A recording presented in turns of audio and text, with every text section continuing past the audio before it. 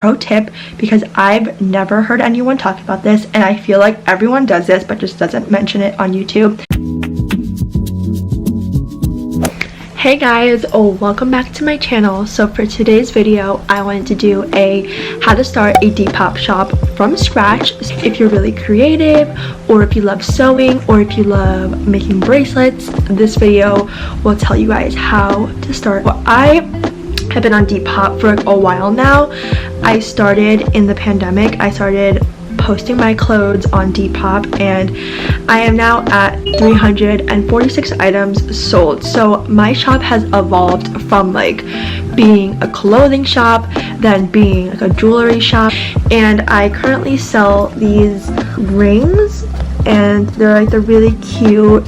I'm gonna post a picture on the screen somewhere. These polymer clay rings, which were a really big trend over the summer, and I was able to grow my shop over like 200 sales in like 5 months, which was crazy.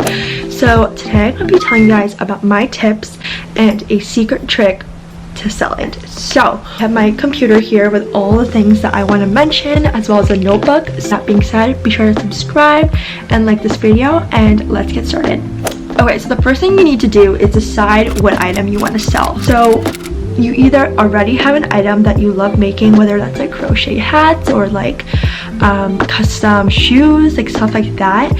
You already have those items and you know you love making them, so skip to this timestamp right here. So if you don't know what you want to make yet, you can start by looking on the explore page, which on Depop is the little home button, and there's explore, my DNA, and feed. So you want to click on explore, and you just want to scroll through what's trending right now, and like you might know what's trending from just like experience and just like TikTok and that kind of thing, but what's trending on Depop is very different than what's trending like in real life. So some things that you could look for are if patchwork items are trending, or reworked jeans, or custom shoes, or jewelry, or hats, like that kind of thing. You kind of want to see what people are like interested in and then take it from there.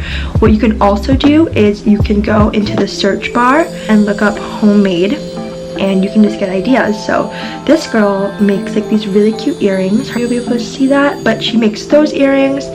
Somebody is making this crochet farmer's bag, so you can just get ideas on like that. You can also just get ideas on like Pinterest or whatever you feel like is trending. I feel like you also know your audience well. The thing is, you have to make sure that you will find what you're making enjoyable.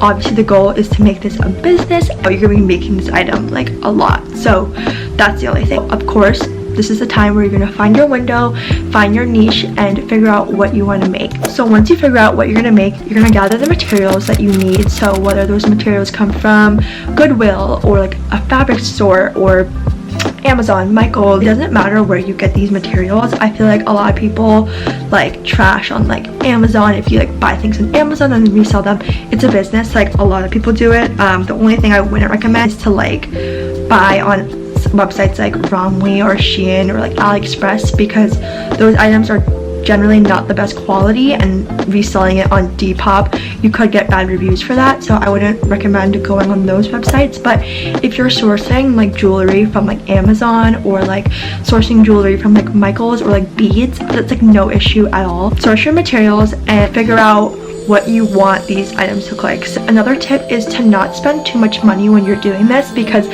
I wasn't sure what I wanted to make. So I was buying like beads, and then I was buying like bags, and I was buying like necklaces, and I was buying all these different things that I wasn't even sure what I wanted to sell. So don't spend too much, try not to spend too much money on these items, because you don't know if you're gonna stick with them later on. The next step is to obviously make the items. I'm gonna go with the example of the clay rings, which I would take my materials, my clay sealer, my oven.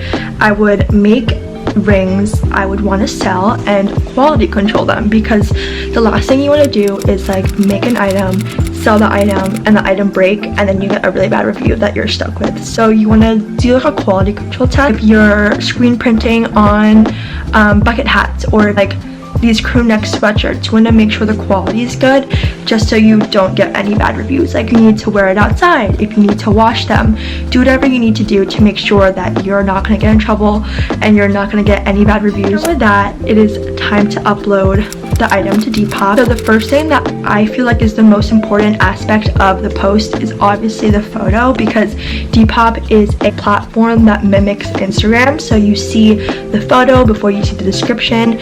So make sure your photo has really good lighting on a white wall or a plain background. A lot of people like taking photos outside, like in the grass, and that could be good, but make sure that your entire shop looks cohesive. The biggest pet peeve that a lot of people have is Depop sellers like having like a messy background and you just like can't see what they're selling.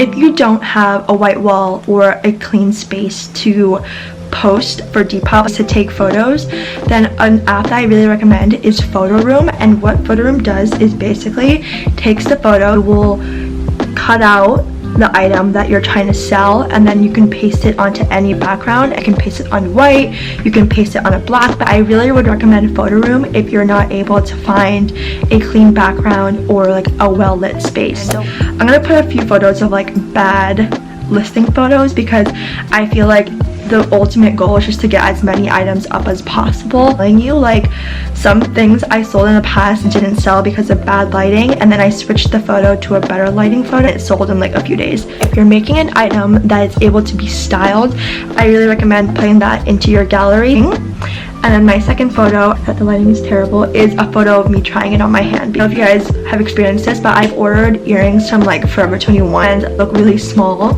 and then like I get them and they're literally like this big because it's on someone, so I don't know what it looks like in real life and the size of the item. So now moving on to growing your Depop page. So we're gonna make the assumption that you just started, you literally just downloaded the app and you went to YouTube and looked up how to be successful on Depop. So the first tip is to follow people that you enjoy their shop. So what this means is that like you're gonna follow shops that you either see your products, similar products in, or just like random like shops that you like, because the last thing that a buyer will want to see is 0 followers, 0 following, 5 posts. People want to see activity with their seller. They don't want to see like no profile picture, no following, no followers. Like they just want to see activity. And my tip number 2, because we're talking about how to grow a small business, is you're gonna want to gain a following with your target audience. And obviously people won't know that you're selling this product because you just decided an hour ago that you're selling it. The whole world won't know that you're wanting to sell this product. So how do you do that? How do you gain a following with your target audience? What you're gonna do is, this is a pro tip because I've never heard anyone talk about this, and I feel like everyone does this but just doesn't mention it on YouTube, is you're gonna look up your product. So let's just say I'm doing the clay rings. I'm gonna look up polymer clay rings on Depop, and I am going to scroll and click on each of the posts, and then what I'm going to do is I'm going to go through the likes of each of the posts, and I'm going to follow everyone that has liked items that look similar to mine. And what this is going to do is it's going to attract buyers and followers towards your page because they've already liked somebody else's item that looks similar to yours. So even if they're not sellers, you're going to target them and they're going to be like, why are they following me? Like, I don't even have items up, and then they're gonna spark interest in your page. So what's gonna happen is they're gonna see your profile, they're gonna click on it and see like, wow, this person has a bunch of the things that I was looking for, and that right there is a follow and a person and follower that's targeted to the items that you will be selling. That will do wonders for your following and for your shop. Highly recommend this. Next thing you're gonna do is, obviously you already have your uploaded photos, you have your following, you have some activity. The last thing you're gonna do is how to grab customers to buy your product. So Depop, a lot of people think it's a very like relaxed app and you kind of don't have to do any work and your stuff just gets sold because you're on the app. And as much as that sometimes happens, that mainly happens if you either have a really valuable item, if you're a bigger shop, or if Depop is pushing out your things onto the explore page, or if you're constantly refreshing your items. So to grab your customers' attention is you're going to reach out to people who've liked your item by giving them money off the item. So let's say you've priced your necklace that you're selling at $15 and it's worth $15, but you wouldn't mind getting like $12 or $13. In order to grab your customer's attention, you're going to reach out to them via message them an offer, and the offer is going to be either $2 to $3 off. If you want to like throw free shipping in there, whatever you need to do to get your first sale, I really recommend doing this because customers love a discount. They love any percentage off. So I hope you guys enjoyed this video, and I will see you guys in my next video. Bye.